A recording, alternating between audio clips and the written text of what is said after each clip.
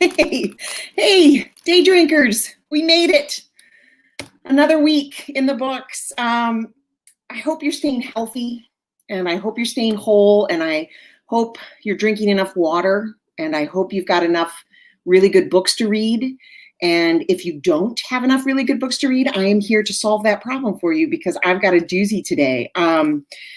Today I'm interviewing debut thriller author about her new book, Tell Me My Name. I blew that whole thing.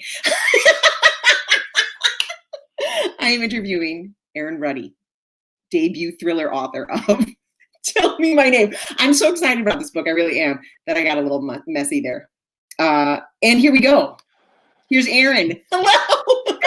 Hello. Thank you for having me. Oh, Erin, thank you for coming out. And thank you. It's your debut novel. It came out at the end of last month. It came out actually 2 days ago in the US, but it came out on the 3rd in Canada. So it's been here for a couple of weeks, and I'm actually relieved that part's behind me. Yeah, there is nothing. I mean, like it's really. I mean, launching in COVID is its own, delight and nightmare. But there's nothing quite like the first time your book's out, like that morning that you wake up and you're like, I know. People are reading it. Yeah, I know. And what are they going to think? And it's hard to sleep too, right? Because you're I at least am an anxious person. So I found the transition from it being my own little story in my mind to out there in the world quite hard. But yeah, being an anxious person and a writer is a tough combo. The thick skin will come. So hi to everybody watching. Hi, Sharon from Minnesota. A reminder, please ask questions. Like I say, I'm getting pretty good at paying attention to the side. So if you ask me, if you've read the book, by all means, come and say hi. So I have a bunch of questions about how your quarantine's going and how your life is. However, we've got to walk through this crazy book. So the book starts, and our heroine, her name is Ellie. She has clearly been kidnapped. She's tied up on a bed. She doesn't know where she is.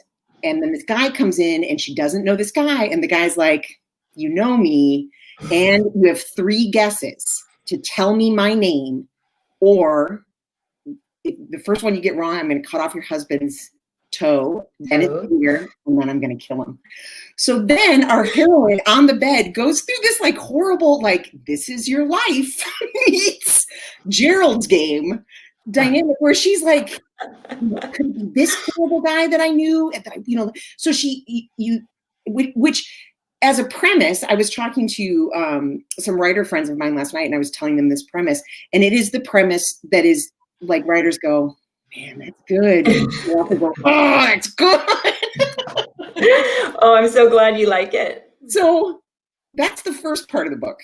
Mm-hmm. At about 30%, that dynamic changes, and then he takes her on the run, and it becomes a police procedural, like a nail-biting police procedural. But at the same time, it's a this is your life from this kidnapper's point of view, which is dark and intense. But it also, we learn all the things that motivate this sort of thing.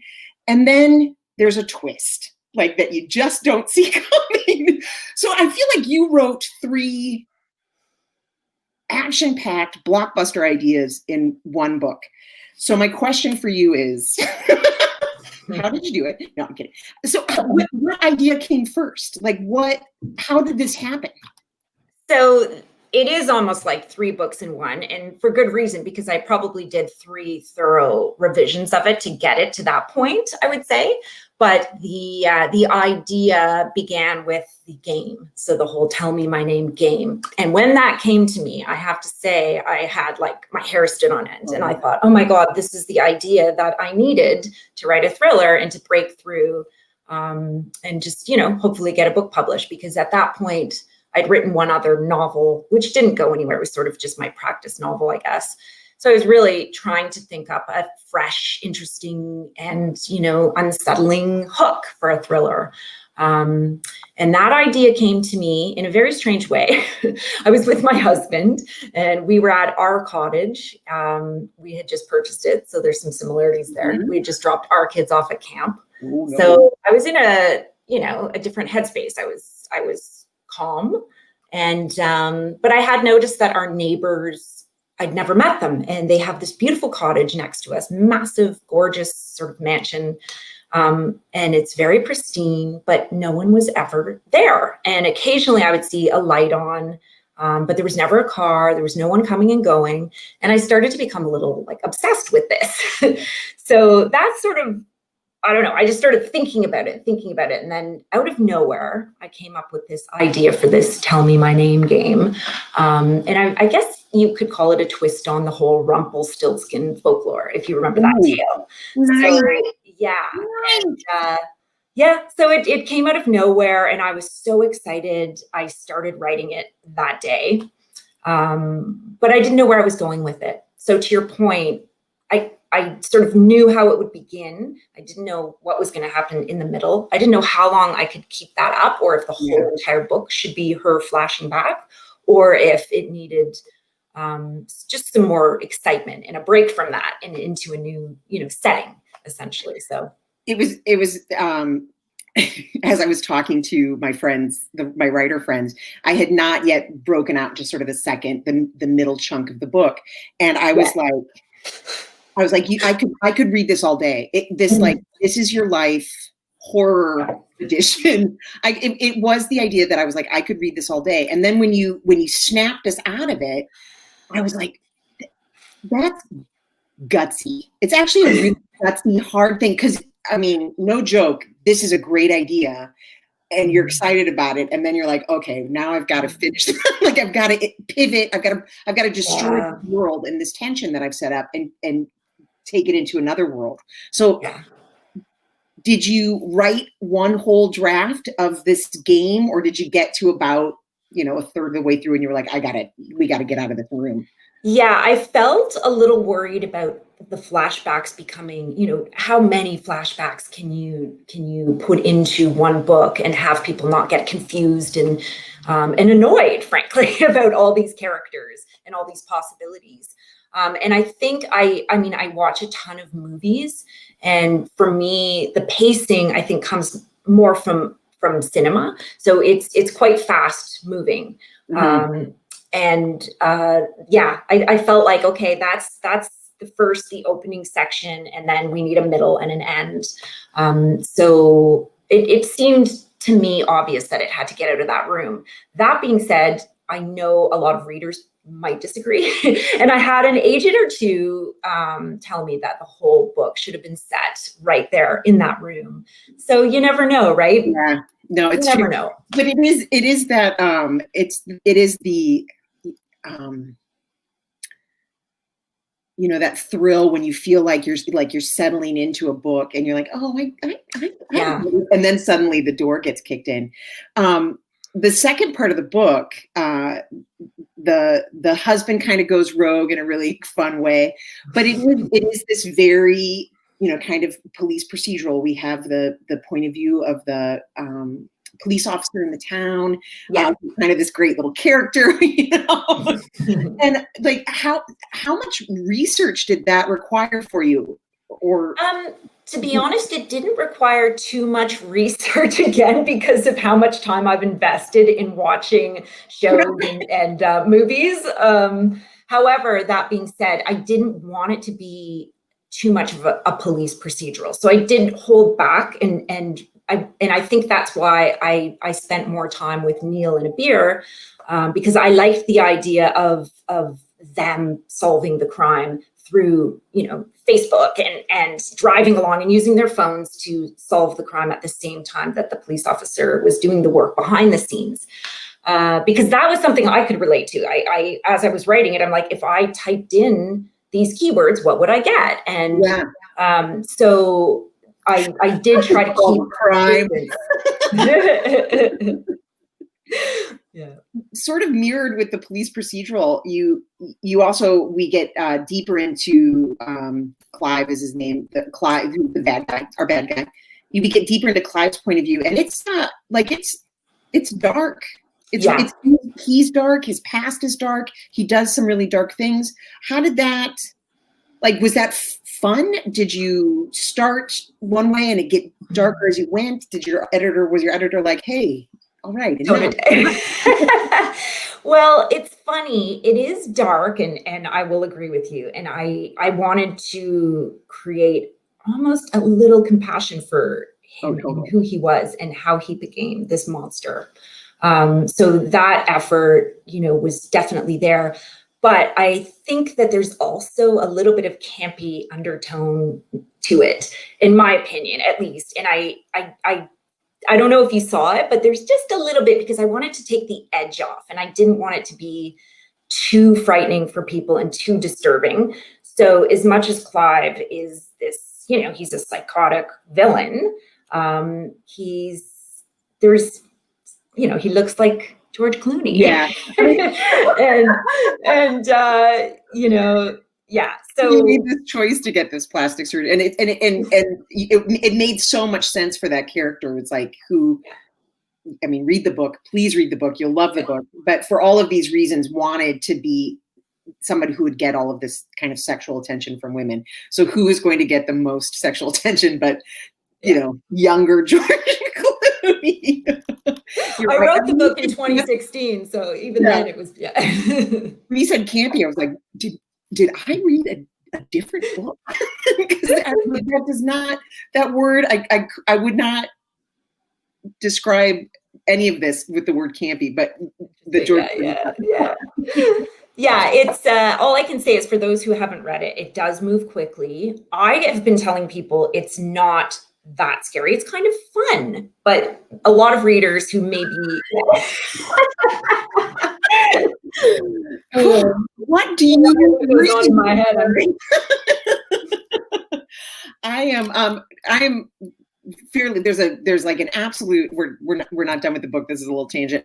There's an absolute moment happening, it feels like, in Canada with women writers. Hannah Mary McKinnon is just checked in and said, hey, and she's actually, through her, I've been introduced to a lot of Canadian thriller authors, and it really does, it feels like there's this tribe of women writing some amazing. Really, so it's amazing.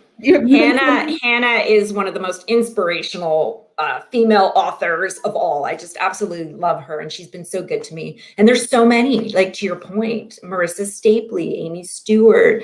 There's just so many. Jennifer Hillier, Samantha Bailey, who lives around the corner. Yeah, like, it's wild how many amazing, and I mean, that's only the tip of the iceberg, right? There's dozens. And it does. Oh no, are we going to get an echo? No, we're good. It does feel like when something like this happens, like I come out of romance, and a few years ago in Toronto and Canada, and actually still right now, there was just this real, like, holy cow, all of us were getting published, and it was just this real moment. And you just, the level builds, because you're talking to people more than you probably ever have about ideas, about, you're just kind of rubbing shoulders, and mind starts happening. So are you inspired by other authors that you read? Well, all those women that I just reamed off, I've read their works, because I'm just profoundly impacted by their success, but also the community is just so supportive and so wonderful. And that blew me away.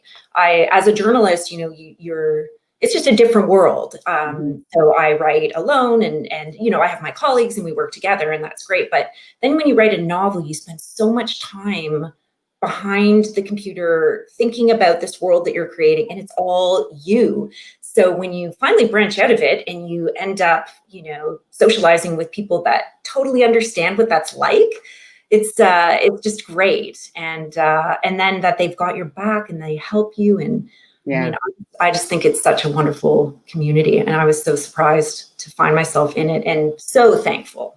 Marissa Stapley, I really owe her, because she's the one that pulled me in and introduced me to all of these wonderful women. And that's how I met you, Molly, I think, through. I know. We were supposed to have this dinner, and it was, was it a year and a half ago? It was in January of last year, and right before. I had blown the date, wrote down the wrong thing in proper Molly Fader style. Before we'd started taping, we were talking about your book, and the third part of this book is this twist. I'm giving nothing away, but this twist ties back, as all good twists do. Ties back to the hero and heroine's backstories. Like it just connects all of these dots. And you had said, I'm sorry, my dog just came in and pushed over the you had said that the twist came late to you. So how did it happen? Well, so I would say that the first draft of the book was more of a straightforward thriller. And in fact, it was more of an ode to marriage. And really, there's that theme as well, like the love and marriage and the husband and wife and the struggles that they go through. But the first version didn't have that big twist at the end. So that came after. I knew it needed a twist. I knew it needed something, but I didn't want it to be some, like far-fetched, like, oh, it was all, her dream or something. Right. So, and it's tough. Still on the bed. Yes. It's tough. It's not easy. And God bless all these writers who seem to surprise me still every day with these novels. Right.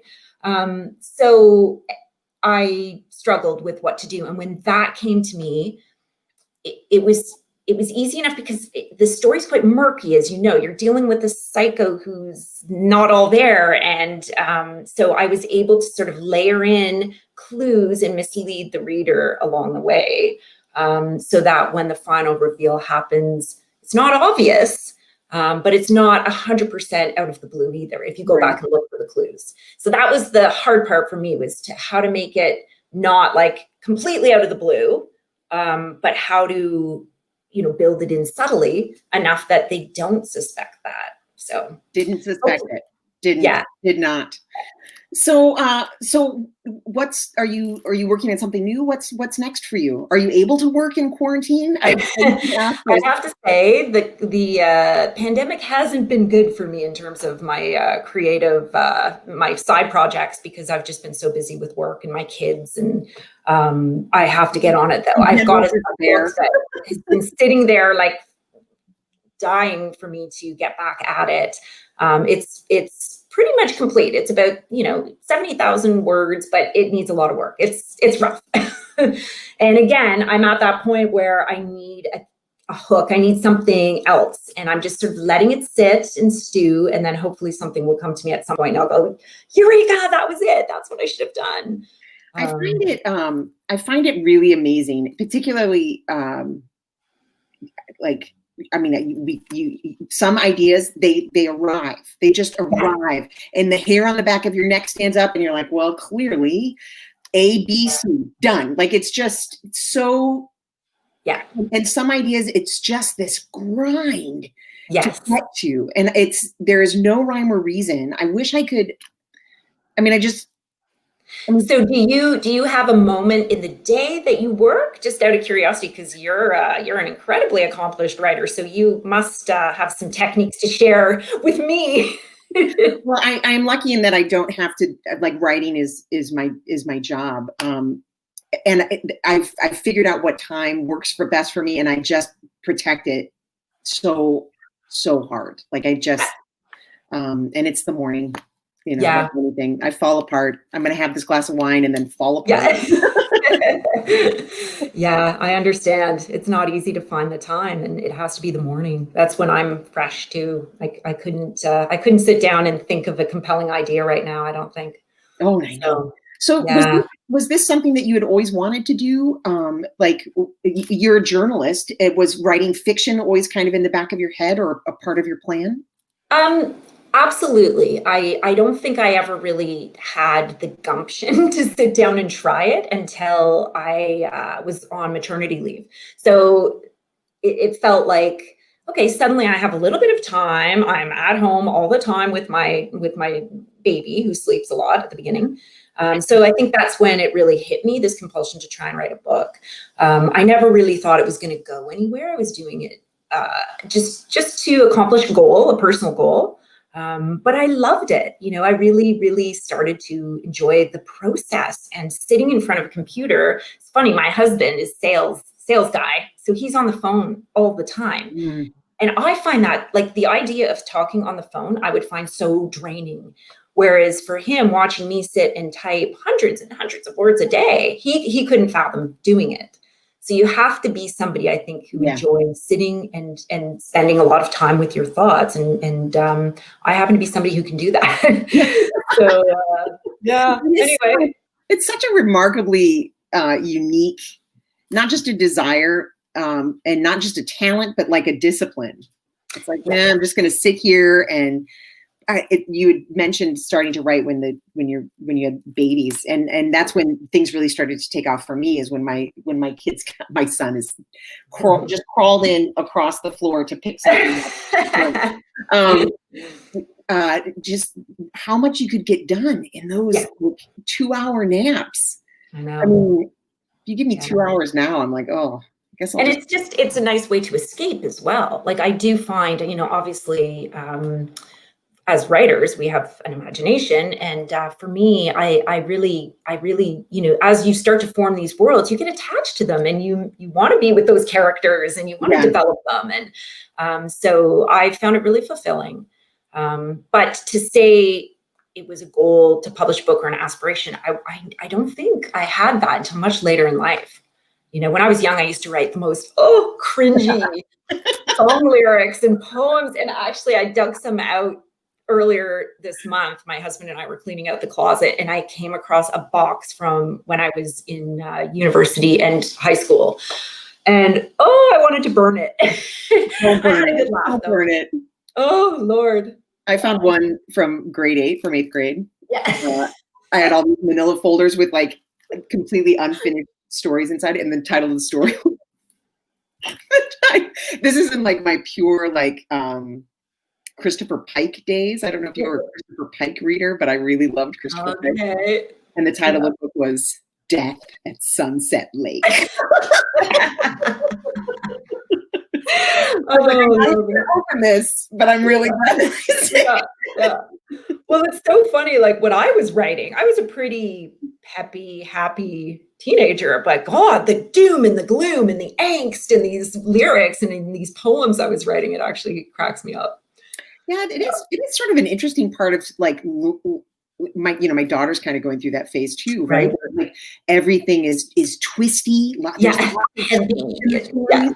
And that it is kind of, I mean, those, like your story, I mean, it's really exciting. It fires up something in your brain to be so surprised. Yeah. That it's fun to watch, death at the twist, I mean, did you remember, well, you've probably seen The Sixth Sense, that movie. So that was the first time I watched a movie and was blown away by that twist at the end. Like, I could not believe that was actually the ending, and I had to go back and rewatch it, and I thought that was brilliant. So it's funny, like the whole twist, like this is I know that twists are always important, but it's become so important to this genre where you really need to have a great twist, and the pace, the characters, all of those things have to be there. But now the pressure to come up with this twist at the end, I feel it. It's tough. And I think it's part of the genre's like constantly climbing, I write romance and women's fiction, and I'm like, I need a twist in my women's fiction. I mean, women's fiction has a twist list for generations. It doesn't. But that's a joke. I love that genre, and I wish if my mind didn't always go dark, I would love to do what you do. Well, it was funny because I was thinking of that.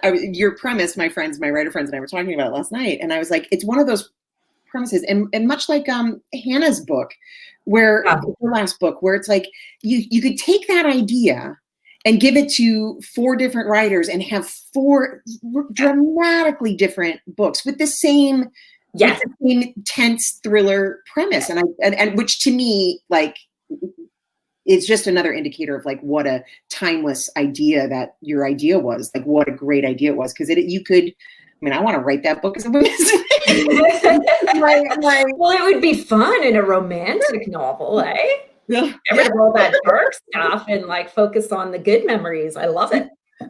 One of the friends that I was talking to writes YA fantasy, and she was like, "Oh man," and I was like, "Yeah, you could write that as a YA fantasy. Like, I mean, not quite as dark, but anyway, as a testament to your great idea. Not that we all spent an hour thinking about it. Hey, it's out there now. I don't care who takes it. I'm done with it. I really do appreciate you taking the time to come and chat and have a drink and a laugh. Everybody, please go grab this book because it is a really exciting read and it keeps you on your toes.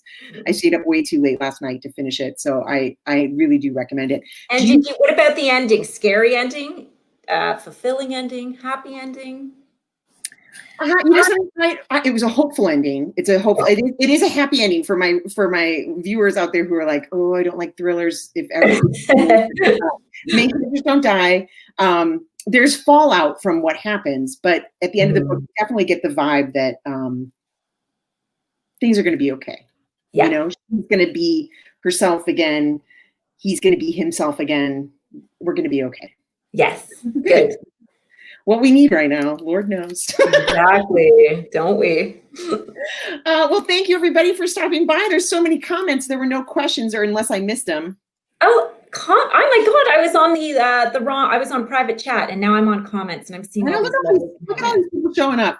Oh, that's great. Linda Fox has had too much wine. And thank you everybody for coming by. Remember, stay safe, wear a mask, have a drink, read a book. There's a lot of good ones out there right now. Thanks everybody. Thank you, Molly, for having me. My pleasure. We'll talk soon. Thank you.